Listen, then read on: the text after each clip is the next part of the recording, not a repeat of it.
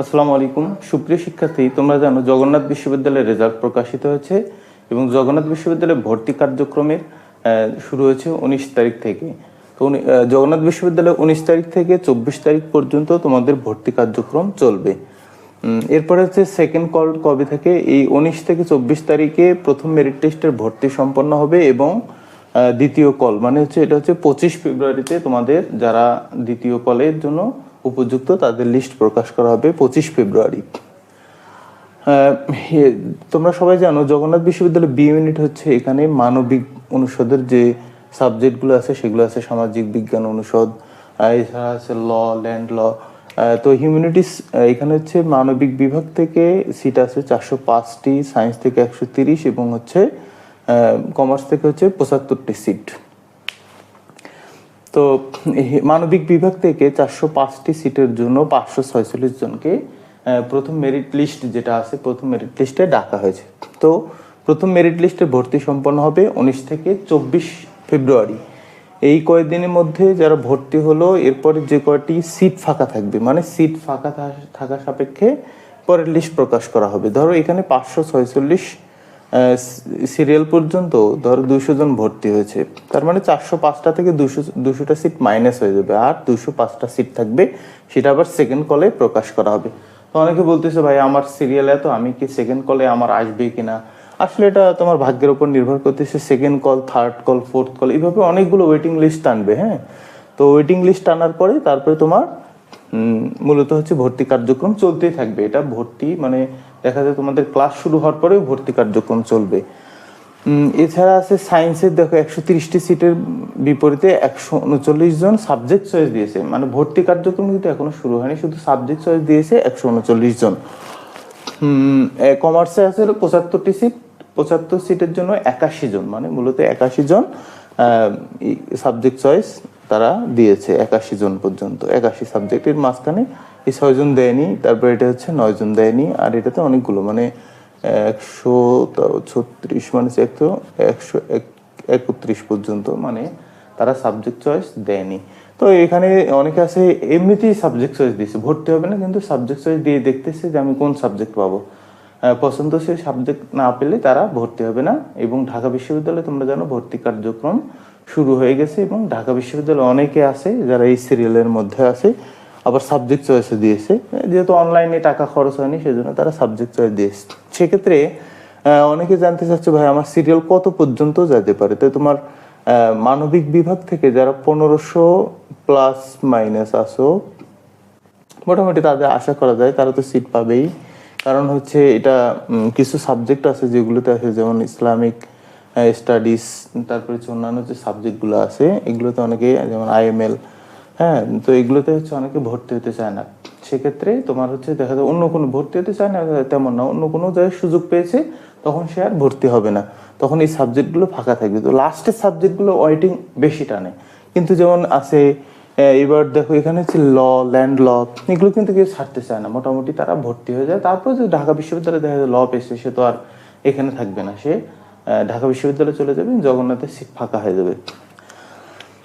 কোন সাবজেক্টে কত লাস্ট মেরিট সাবজেক্ট ওয়াইজ কোন সাবজেক্টে কত মেরিট, যেমন এখানে আমি মূলত হচ্ছে বি ইউনিটের যে টোটাল ইটা আছে মানে কোন সাবজেক্টে কত পর্যন্ত ভর্তি হয়েছে, কত সিট পর্যন্ত টানতে পারে, মোটামুটি বিস্তারিত এই আলোচনা এই ইউনিট নিয়ে আমি করতেছি।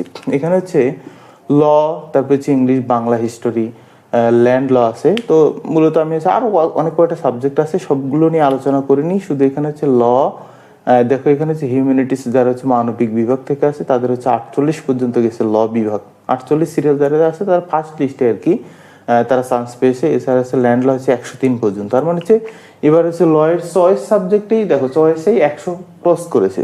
তো 100 ক্রস করেছে তার মানে হচ্ছে আরো এখান থেকে তোমাদের যারা 150 আসো 150 প্লাস মাইনাস তারা আশা করি ল্যান্ড ল অথবা ল মানে ল্যান্ড ল পাবে আর কি, ল্যান্ড ল। আর লতে যারা হচ্ছে দেখা যাবে যে 60 তোমার হচ্ছে এখান থেকে আবার মাইগ্রেশন হবে, মানে ধরো ল্যান্ড ল 2 দিয়েছে আর ল দিয়েছে 1 নম্বরে, তাহলে ল্যান্ড লর পরে যদি এখানে সিট ফাঁকা থাকে 5টা সিট ফাঁকা আছে তখন কি হবে, ল্যান্ড ল থেকে সে ল পেয়ে যাবে এবং নিচের সিরিয়াল থেকে তারা কি পাবে, ল্যান্ড ল পাবে, মানে 160 সিরিয়াল সে ল্যান্ড ল পাবে। তো এইভাবে সিট হচ্ছে তোমার মাইগ্রেশন হয়, অটো মাইগ্রেশন। তো একটা প্রশ্ন করে যে ভাইয়া আমি তো হলো ভর্তি হব না, মানে ফার্স্ট মেরিট লিস্টে আমি ভর্তি হতে চাচ্ছি না, কারণ আমার সাবজেক্টটা ভালো আসেনি। আমি পেয়েছি ইসলামিক স্টাডিজ, তো আমি ইসলামিক স্টাডিজ নিয়ে পড়বো না, আমি ল নিয়ে পড়তে চাই। তো ল নিয়ে পড়তে চাও, কিন্তু তোমাকে তো ভর্তি হতে হবে, ভর্তি হওয়ার পরে না মাইগ্রেশন হবে। তো সেক্ষেত্রে তোমাকে আগে ভর্তি হতে হবে। তুমি বিচার বিশ্লেষণ করবে, ধরো তোমার চট্টগ্রাম বিশ্ববিদ্যালয় হয়েছে, চট্টগ্রাম বিশ্ববিদ্যালয়ে তুমি কোন সাবজেক্ট পেয়েছো, তারপর রাজশাহী বিশ্ববিদ্যালয় হয়েছে কোন সাবজেক্ট পাবে, এইসব বিচার বিশ্লেষণ করে তারপর ভর্তি। আর খোঁজ খবর নিবা যে কোনটা ভালো হবে, কোথায় পড়লে ভালো হয়, তোমার নিজের বিচার বিশ্লেষণ আর কি। তো সেক্ষেত্রে এখানে দেখো ল থেকে মানবিক বিভাগের আমি বললাম 48, ইংলিশ পেয়েছি 134 সিরিয়াল পর্যন্ত, মানে লাস্ট মেরিট যেটা, বাংলা পেয়েছে 233, হিস্টোরি পেয়েছে 339 সিরিয়াল পর্যন্ত। এবার হচ্ছে সায়েন্সে দেখো 37 সিরিয়াল যারা আছে তারা কি পেয়েছে, তারা হচ্ছে ল পেয়েছে 55, মানে হচ্ছে 55 সিরিয়াল পর্যন্ত ল্যান্ড ল।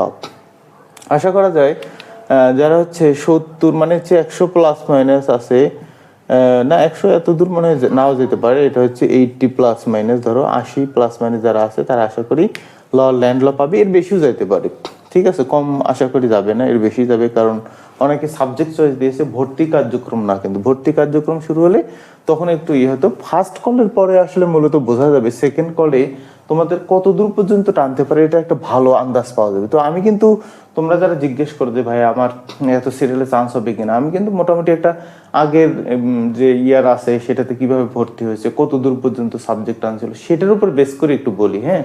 কিন্তু এটা কিন্তু একদম ফাইনাল না, ঠিক আছে। মানুষের ওয়েটিং লিস্টে ভর্তির ডেট কিন্তু এত তাড়াতাড়ি বলা যায়, মানে ওইভাবে বলা যায় না যে হবেই, এইভাবে বলতে পারি না, হ্যাঁ। আমি দেই যে ইনশাল্লাহ হতে পারে, হ্যাঁ আশা করা যায়, খোঁজ রেখো, এই টাইপের উত্তর দেই আর কি। তার মানে কি, আমি আসলে তোমাকে সিউরিটি দিচ্ছি না যে হবেই, ওয়েটিং লিস্টের ভর্তির সিউরিটি কেউ দিতে পারে না, তবে মোটামুটি একটা আন্দাজ করা যায় এত সিরিয়াল পর্যন্ত যেতে পারে। তো বিজনেস স্টাডিজ দেখো এখানে হচ্ছে ল 32, তারপরে হচ্ছে ইংলিশ গেছে 38, আর বাংলাতে হচ্ছে 63, এবং হচ্ছে ল্যান্ড লতে হচ্ছে 50 সিরিয়াল পর্যন্ত গেছে। তো বিজনেস স্টাডিতে সিট সবসময় কম থাকে, তো খুব বেশি সিরিয়াল আসলে টানে না, এটা 81 সিরিয়াল পর্যন্ত টানছে। 81 যারা আসো, এটা সিটও কম, 75টা সিট আছে। তার মানে হচ্ছে তোমার কমার্সের যারা হচ্ছে 300 প্লাস মাইনাস, যদি খুব ভাগ্য ভালো হয় তাহলে হচ্ছে যে এই টাইপের সাবজেক্ট পেতে পারো, ইসলামিক স্টাডিজ অথবা হচ্ছে ইসলামিক, এটা হচ্ছে LML তো আছেই। তোমার হচ্ছে ল্যান্ড লতে হচ্ছে 50 পর্যন্ত গেছে, তার মানে 60 সিরিয়ালে যারা আছে 70, তার মধ্যে আশা করি ল্যান্ড ল পেতে পারে। তো এই হলো তোমার মোটামুটি একটা আলোচনা। তো মাইগ্রেশনের জন্য এটা একটা অনেকে প্রশ্ন করে যে ভাই আমি মাইগ্রেশনের জন্য ওয়েট করব নাকি ভর্তি হয়ে যাব, এটা তো প্রশ্নে, মানে এই টাইপের তোমরা হয়তো অনেকে বুঝতে পারো না যে আসলে মাইগ্রেশন হচ্ছে তুমি ভর্তি হলে তারপরের কার্যক্রম, মানে মাইগ্রেশন হওয়ার জন্য তোমাকে অবশ্যই ভর্তি হতে হবে, মানে তুমি ভালো সাবজেক্ট পেতে চাও তাহলে ভর্তি হতে হবে। কিন্তু তুমি সেকেন্ড লিস্টের জন্য ওয়েট করো তাহলে তোমার ভর্তি একদমই বাতিল। মানে তুমি যেমন চয়েস না দিলে যেমন ভর্তি হতে পারবে না, তেমন হচ্ছে প্রথম লিস্টে যদি ভর্তি না হও তাহলে দ্বিতীয় লিস্টে আর ভর্তি হতে পারবে না। বিশ্ববিদ্যালয় করে কি, প্রথম পর্যায়ে যারা ভর্তি হলো তারপরে ওই ফাঁকা সিটটা, তোমার যে সিটটা ফাঁকা হলো সেটা আরেকজন পূর্ণ করে দেবে। তার মানে বিশ্ববিদ্যালয়ের হাতে আর সুযোগ থাকবে না তোমাকেই ভর্তি করানো। সো তোমাকে অবশ্যই ভর্তি হতে হবে। যদি অন্য কোনো বিশ্ববিদ্যালয় হয়ে থাকে তাহলে ওই বিশ্ববিদ্যালয়ে ভর্তি হবে, আর যদি মনে করো না জগন্নাথে পড়বে তাহলে এই সাবজেক্টে ভর্তি হয়ে যাবে, পরে তোমার মাইগ্রেশন হবে। ধরো তুমি ল্যান্ড লতে ভর্তি হলে তোমার সিরিয়াল আছে হলো 50, তাহলে 50-এ তোমার ল্যান্ড ল পেয়েছো, আর 2টা ওয়েটিং থাকে, তাহলে তুমি এখান থেকে লতে যেতে পারবে। কারণ হচ্ছে এটা ফাঁকা হবে, মানে 5-10 জন মিনিমাম আছে, 20 জন আছে, তারা ভর্তি হবে না লতে। তারা কি করবে, ঢাকা বিশ্ববিদ্যালয়ে একটা সোশ্যালজিতে পেয়েছে, সেও ভর্তি হবে ঢাকা বিশ্ববিদ্যালয়ে। ঢাকা বিশ্ববিদ্যালয়ের সিটগুলো ফাঁকা হয় না, বি ইউনিটের সিট ফাঁকা হয় না, কিন্তু যারা এই ইউনিটে আছে সায়েন্সের সিট আবার ফাঁকা হয়, কারণ কুয়েট আছে, এখানে তারা চলে যায়। তো আশা করি তোমরা জগন্নাথ বিশ্ববিদ্যালয় বি ইউনিটের যে আলোচনা এটা তোমরা বুঝতে পারছো। আমি মোটামুটি আমার যে জ্ঞান আছে বা যেটা ধারণা আছে এখান থেকে তোমাদের একটা ধারণা দিলাম। তো যারা 1500 প্লাস মাইনাস আসো হিউম্যানিটিস থেকে, মানে মানবিক বিভাগ থেকে, তাদের আশা করা যায় আসবে, মানে 100% সিওরিটি নয়। আবার ধরো এরপরে কলে কত পর্যন্ত যেতে পারে, তো 546, আর ধরো এখানে 150 বা 200, হ্যাঁ এই সিট এরপরে ফাঁকা থাকতে পারে, হ্যাঁ তাহলে তারা এখান থেকে তাহলে 700-800 সিরিয়াল পর্যন্ত যারা আসো আশা করা যায় আর কি, 700-800 সিরিয়াল এরপরে মানে সেকেন্ড কলে যেতে পারে। তারপরে থার্ড কল, তো সেকেন্ড কল শুরু হবে কবে, 25 ফেব্রুয়ারি থেকে, মানে 25 ফেব্রুয়ারি আশা করি ভর্তি শুরু হবে, 25 থেকে আবার ওইরকম 3-4 দিন সময় দেবে, এর মধ্যে তোমাকে ভর্তি কার্যক্রম সম্পন্ন করতে হবে। 25, 26, 27, 28, ধরো 28 তারিখ পর্যন্ত দিল, তাহলে 28 তারিখের পর আবার একটা লিস্ট প্রকাশ করবে, থার্ড মেরিট লিস্ট। এইভাবেই ভর্তি কার্যক্রম চলতে থাকবে। এখন কত দূর পর্যন্ত যাবে এটা আসলে বলা যায় না। এমন হতে পারে যে 10টা ওয়েটিং লিস্ট দিয়ে তোমাদের সিট ফিল আপ করলো। তো তোমাকে খোঁজ রাখতে হবে, আপডেট থাকো। তুমি অবশ্যই ওয়েবসাইটে খোঁজ রাখতে পারো যে HTTPS, আমি ওয়েবসাইটটা লিখে দেই যে ছোট হাতের HTTPS এরকম দিবা স্ল্যাশ, তারপরে হচ্ছে JNU admission.com। তাহলে এই ওয়েবসাইটে তোমরা দেখবে যে সব কিছু পেয়ে যাবে। যদিও অনেকে আছে দেখা যায় ওয়েবসাইটেই ঢুকতে পারতেছি না বা কোনো প্রবলেম আছে, তা আমি তো আমার পেজে সব তোমাদের দেখবে যে তোমাদের সব যত আপডেট আছে বা রেজাল্ট দেওয়ার সাথে সাথে আমি আপডেটটা দিয়ে দিই। হয়তো একটু অনেক সময় লেট হতে পারে আমার ব্যস্ততার কারণে। আমি আশা করি একটু সময় পরে হলেও তোমাদের আপডেটটা দিয়ে দেবো। সব ইউনিভার্সিটি মোটামুটি, জগন্নাথ, চিটাগং ইউনিভার্সিটি, রাজশাহী। তো আশা করি তোমরা বিষয়টা বুঝতে পেরেছো। তো আর কোনো প্রশ্ন থাকলে কমেন্ট বক্সে করতে পারো। ধন্যবাদ। আসসালামু আলাইকুম।